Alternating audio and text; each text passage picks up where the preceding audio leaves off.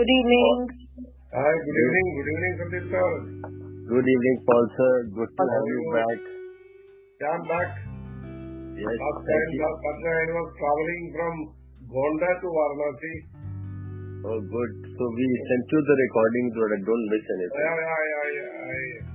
Rather, I preferred to read it. So I will go the chapter. Yeah, see, idea of the recording is that you play the recording and read the chapter. Okay. Don't read the chapter without the recording. Use the audio and the video. Not video, sorry, audio and text. Okay. What happens is when you are reading with the audio tells you explanations in the middle. So whatever discussion happened, whatever we wanted you to think about, we keep telling you, okay, look at this. Now this is where you need to apply thought. Right. That's why it was done that way. So are we ready? Good. So how many of us managed to read the chapter in the week beyond the last Saturday? Anyone? I read the chapter, Sandeep. I was not there last week. So lovely. So you caught up by reading the chapter. Absolutely. Good. It's good actually to do that, and that's why the whole week was left absolutely free. And we really want this to become a part and parcel of your life. And in case you decide to sleep on a Saturday, you're most welcome, no problem. So you can always read and catch up. We don't want these master classes to become a burden now. We don't want you to carry a burden of guilt that you missed the class. The beauty of learning in a normal class or in a normal school or in any training program is that you carry a guilt. Oh, I missed it. I don't want that to happen. Because then the fun is gone absolutely. And if you see in War and Peace in class, how Roma finds her feet and how the whole class and the whole school really works in such a way as a community that it becomes easy for everyone to accept each other.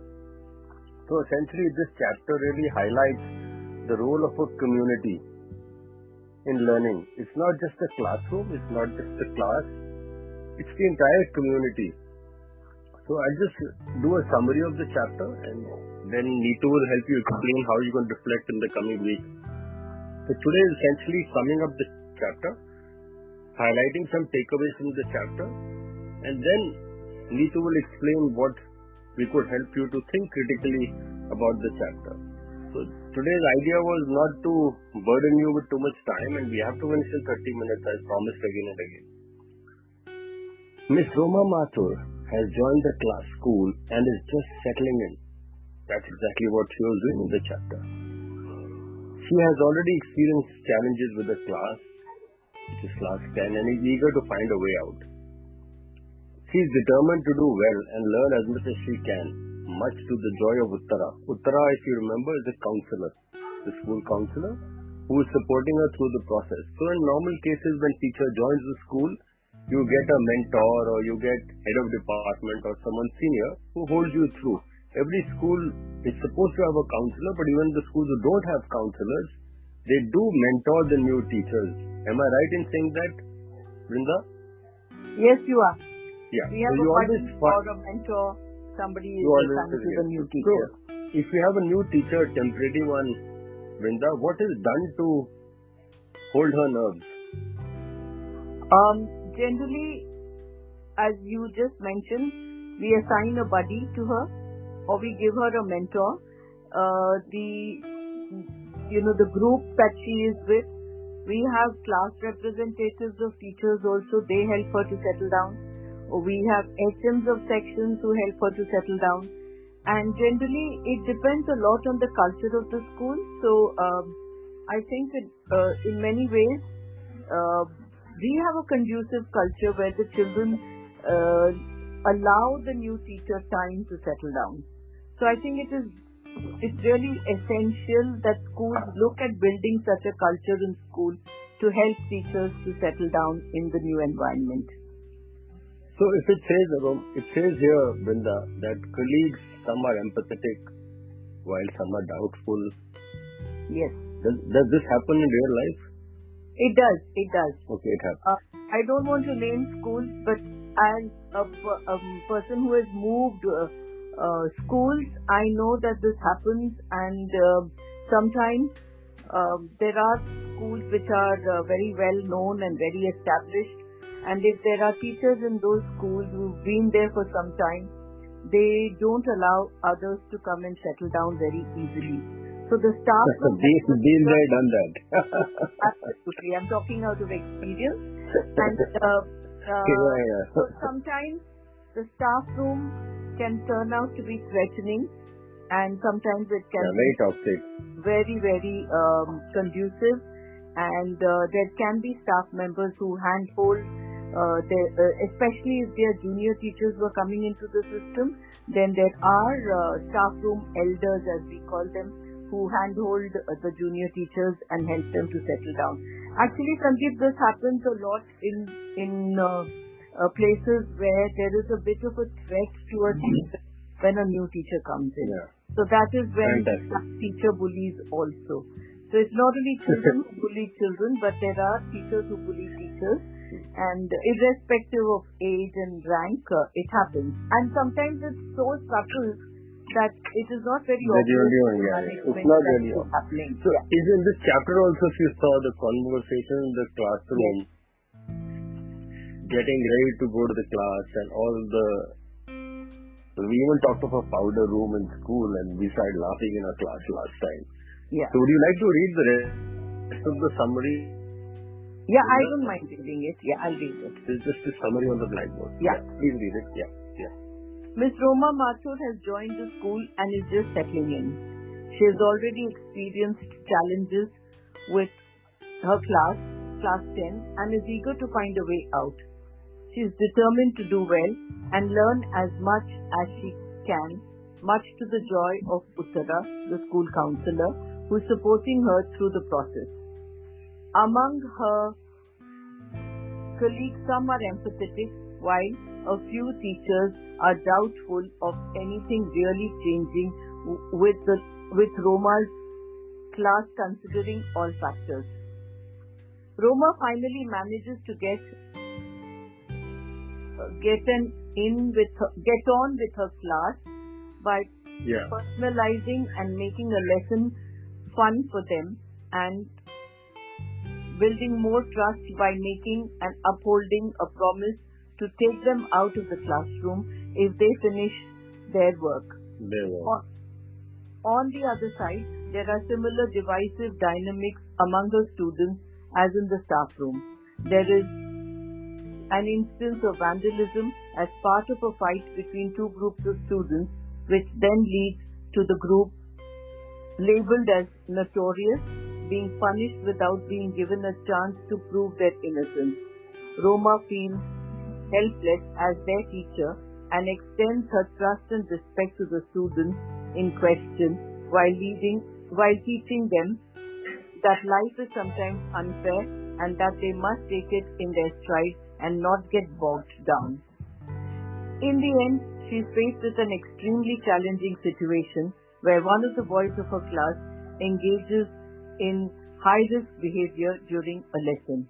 Even though she is appalled and scared at the seriousness of the situation, she recounts the small steps she learned from Uttara, manages to keep her cool, ensure that she is able to not only discourage such actions but also shame and hurt the student's self-esteem while being able to reach out to him to help him understand how wrong his behavior was as well. Okay, Brinda. So, what you said, beautifully said, the nerves of steel. That's what this takes me to. And that's what Uttara's message, the counselor's message was to her. You will find challenges, and I think she held out very well. She managed to handle the notorious gang also so beautifully. Absolutely. So what happens in a class, Brinda, when you go to a class and a disruptive, I'm not saying destructive, I'm talking disruptive, I'm using a different word. A disruptive element in a class, how do you identify the disruptive element if you walk into a class like that? Sometimes no one will be able to help you do that. how do you identify the disruptive element? That's my challenge to you. Yeah, Sandeep, it takes a little bit of experience to be able to immediately spot a disruptive element in the class. But I think in many cases, the teacher in you tells you that here is some child who's not really with you in the class. Here is a child who's seeking attention any which way. So I think it is important for us as teachers to be able to identify who this element is, or what is it that is bothering the child. You know, very often we think that children who are very clever are the ones with us, and that we are able to handle them better than the ones who are not paying that much attention to us. But often it is the opposite which is the case, because sometimes there are children who are extremely intelligent and they are quite bored in the class. So they want to do something in order to seek the attention of the teacher, and so they indulge in all these things so that somehow or the other they catch your attention. They have gone above what you're doing in the class. So essentially you see that challenge is seeking attention. Absolutely. Actually, you know, the teacher generally teaches the average children in the class. The above average are often neglected, and the below average are also often neglected, because the above average children do not have the sufficient challenge that they are seeking, and the below average are not able to catch up with what is happening in the class. So these are the two kinds who will generally give trouble to a teacher, and that is what the teacher should be looking out to see, that the lesson that she does is something that is going to engage every section of the class, and that she is able to provide a bit of a challenge to the ones who want a challenge, and that at the same time she is able to attend to those who are not supposedly with her in the class. So it's very important to be able to recognize this. But what was beautiful in this chapter is that Roma understood, I think it was more an instinct than anything else, that she needed to win the confidence of every child in the class. So this notorious gang as such, she had to win their confidence, otherwise the class would not be with her. And when she kind of showed them her support and she showed them some kind of an empathy, then they started respecting her for that, and now she would not have too much trouble with them. And you know, as experienced teachers, we come across so many situations like this, and losing your cool is the last thing you should do, because once you lose your cool, then you know that you've lost the battle. So if you have to have the class with you, then you've got to keep your cool, you've got to reach out to them, and yes, you have to remember that they will be what they are, and you need to recognize that. So Brinda, I think when I read this chapter again this week, which I thought many of us would have done, I found 3-4 things which were worth highlighting. One, teaching as a collaborative process. Absolutely. You agree with this? Okay. Then absolutely. I thought true and sustainable collaborations are made up diverse interpersonal relationships. So there's so much of diversity in interpersonal relationships, and just how Roma develops this relationship with the stakeholders. Yes. And with every stakeholder, she has to become different. And like when she went up with the child to the manager, yes, she had the counselor talking to her. She had different children connecting with her. She even had passerbys to her classroom connecting with her. Exactly. So, how interesting this whole scenario was. Yes. Then the next thing what I thought was there has to be a balance between work and learner's approach. So on one end is your duty as a teacher, and on the other hand is how the learner's approach to an educator happens. Yes. So it's both ways. It's not just your transaction or delivery, it's also the acceptance of the learner of you as an educator. Absolutely. That's an interesting thing I thought was worth highlighting. And of course, dealing with high-risk behavior is the key. Yeah. So this is the 4 key things we take away. And then what I read the chapter again and again, in your experience, what is true collaboration? If say 2 people or organizations are collaborating, do you need to be similar to each other or need to be different? What are the pros and cons of similar parties versus different collaborative approach? So when you look at these kind of questions, I just noted questions instead of answers. And I thought these things were very, very beautifully highlighted in this chapter, the collaborative approach. Collaboration comes from different people, it comes from different relationships.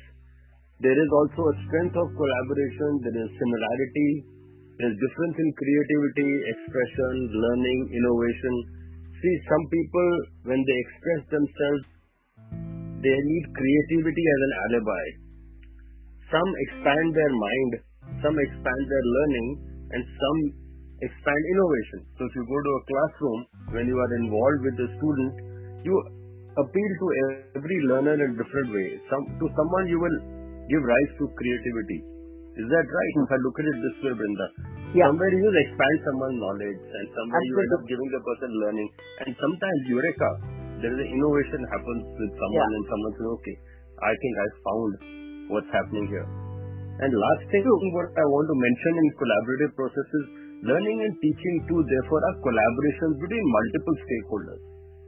Involved, each one bringing with unique roles. Remembering this allows the resolution of deadlock of disagreements. So this collaboration alone allows deadlock to be handled. And then we went on and to be representation for this topic. Because I think I look at this war and peace. Falsa, maybe please have on mute, Falsa. You seem to be near the kitchen. There's steam going. Thank you. So, wonderful. So, I know good soup is being made for this evening. I'm coming to join you. Thank you. So Brinda, if you look at stakeholder relationships, and when we are talking of a collaborative process, so in this session today, I wanted to put this question to the house. It's a very interesting question I want to put. And after this question, we have a suggestion on how to think this week and create your reflection. So if you look at this graphic, we are talking about stakeholders of learning. So with learning at the core, you have the non-teaching staff, you have the teachers, you have students, you have coaches, and you have the management. Does this represent the whole ecosystem, Brinda? Yes, Sandeep, it does represent the ecosystem.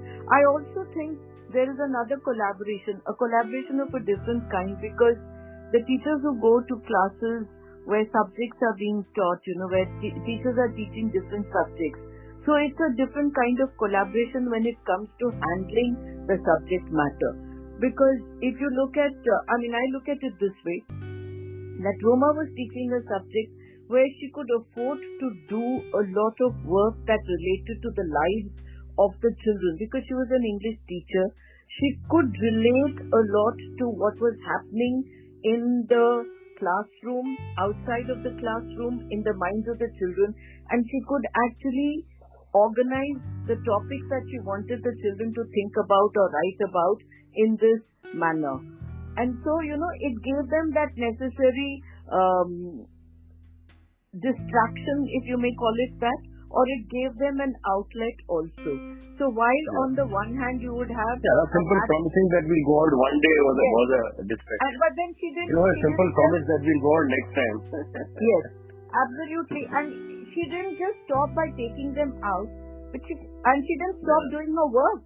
She continued to do valuable work even though she took the class out. So that's what a creative teacher would do, or an intelligent teacher who thinks on her feet would do. Because one, promises had to be kept. Secondly, the children could not just be taken and made to play without any learning happening. So learning was also happening while she took the children out there. So collaboration of different kinds actually happen. Sometimes they happen in a way where it is planned and it is happening, but most often in the ecosystem, as you call it, all these things happen, and it is only on reflection that we find out that, okay, unknowingly this has happened. Nobody talked about it, nobody planned that it would happen this way, but this has happened.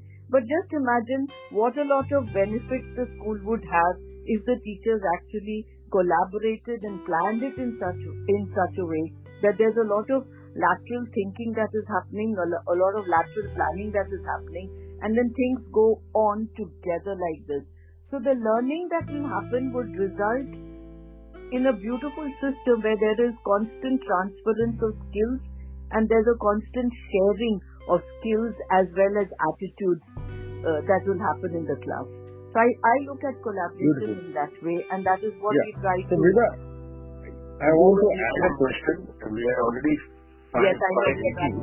So I want to put a question. I want to put a question here. Then I think after the Neetu will take 5 minutes to explain how they can think and create a reflection. Because one major thing we took away from the Sunday school was that you got to design a reflection. Yes. By just we can end the session with this slide, but it doesn't really help. It doesn't help you get some pointers to help you a direction. Or let's say we give you a compass. After all, that's our needle. So we don't only have to give you a compass, we also have to give you a needle so that you can find a direction. So towards that, Neetu has she's going to put the needle on our compass. So let's look at the compass, but before you put the needle on the compass, I have a question here, Brinda.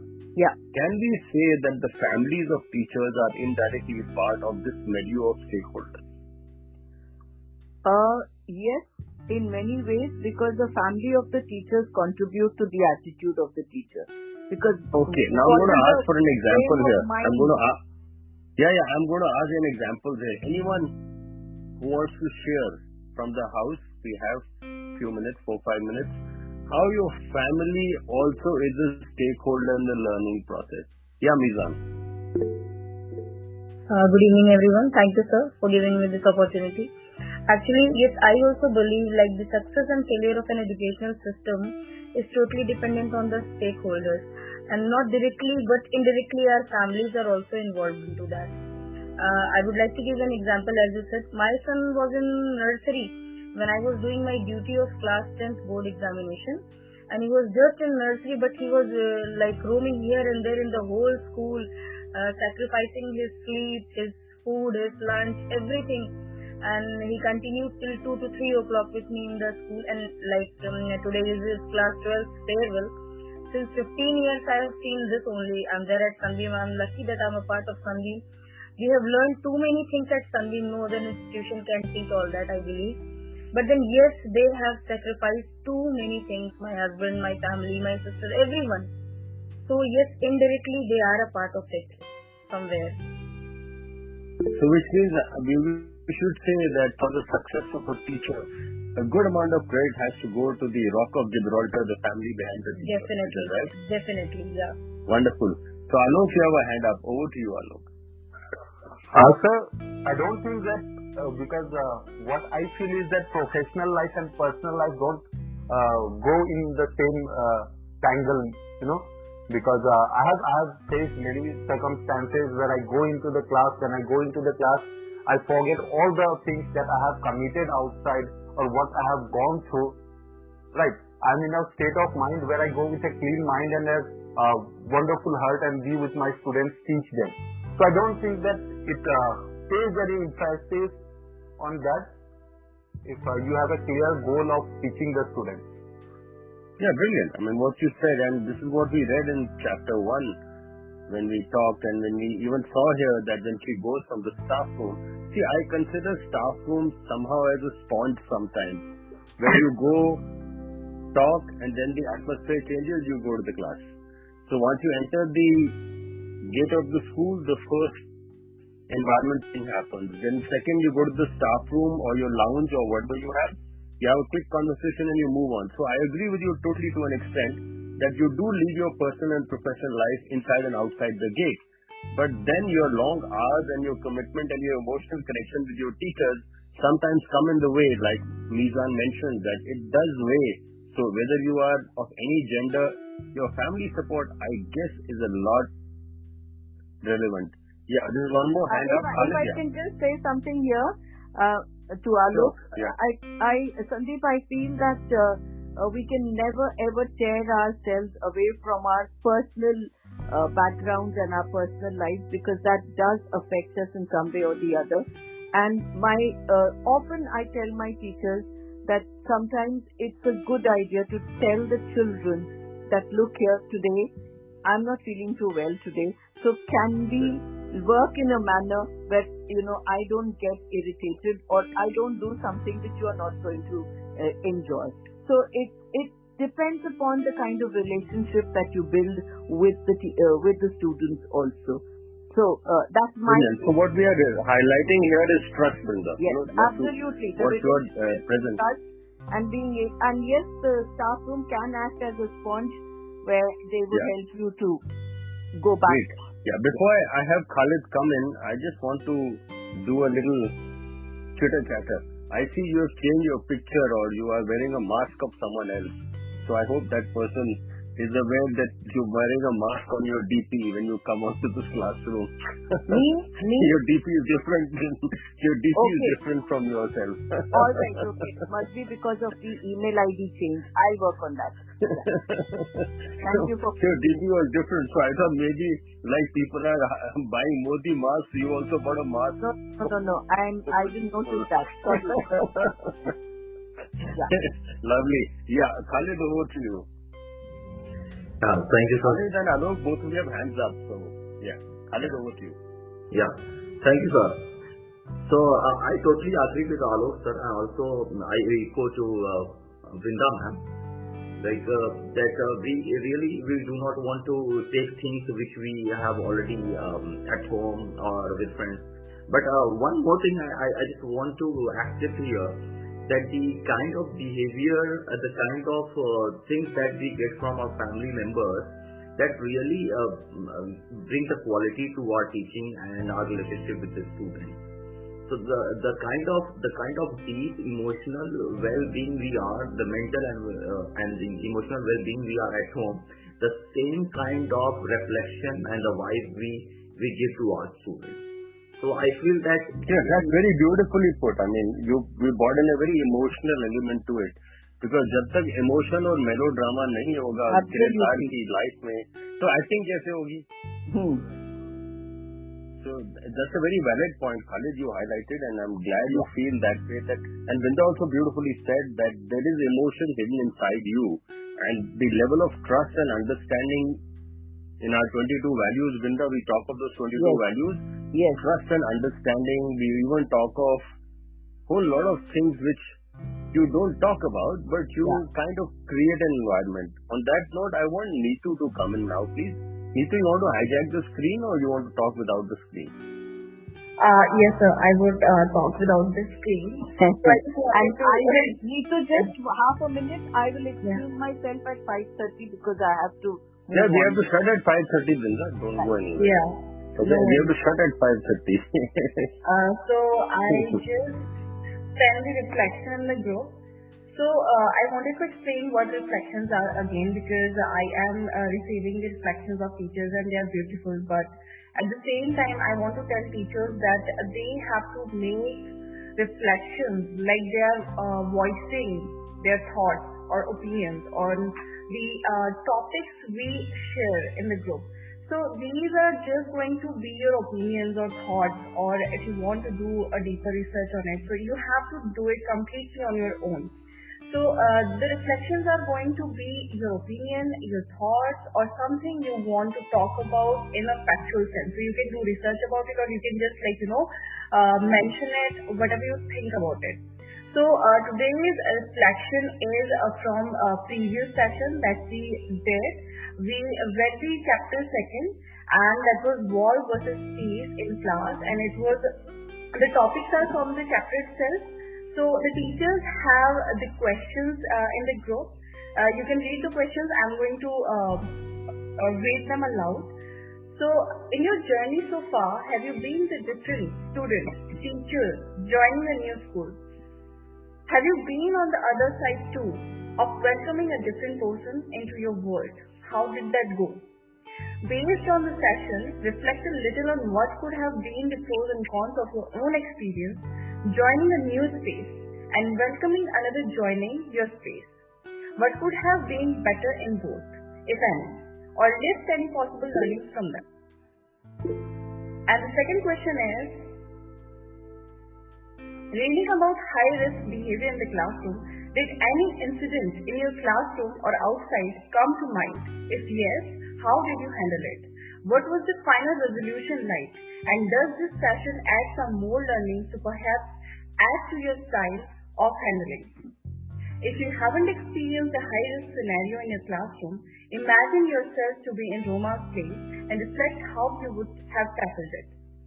So, in this food for thought, there are two topics for you. You can choose your topics in whatever sense you would want to express them. In article, we are going to use Blogger for the reflection, and these are your topics. You can ask about them if you're confused. Yeah. I want to add something. Yes. Let's not call them topics. Let's just call them, like I said, if it's a compass, you can choose your direction. But please stay within the compass.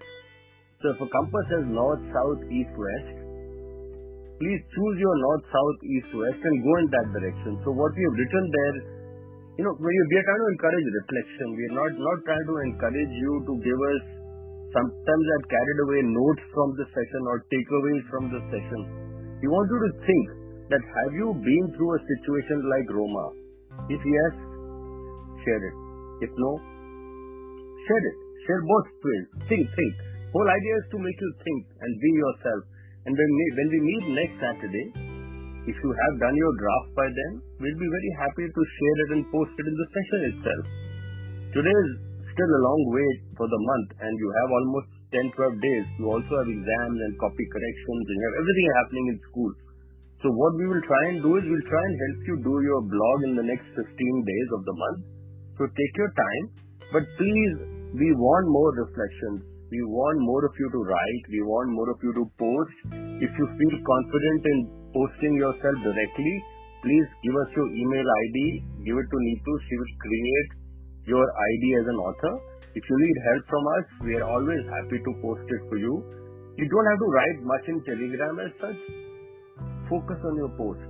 Yes, make notes in your Telegram. If you are like the other day, Paul sir put a beautiful thought. So these thoughts which come to your mind, note them down in Telegram. Use Telegram as a collaborative jotting pad. But your blog post is what you should focus on, not your thoughts on Telegram. Telegram is sharing, discussions, chat. But the output is a reflection, which is your blog post. Does that help me too? Yes, sir. It does. Paul sir, you want to add something before we close? Anyone who wants to say something before we close? It's 5:30.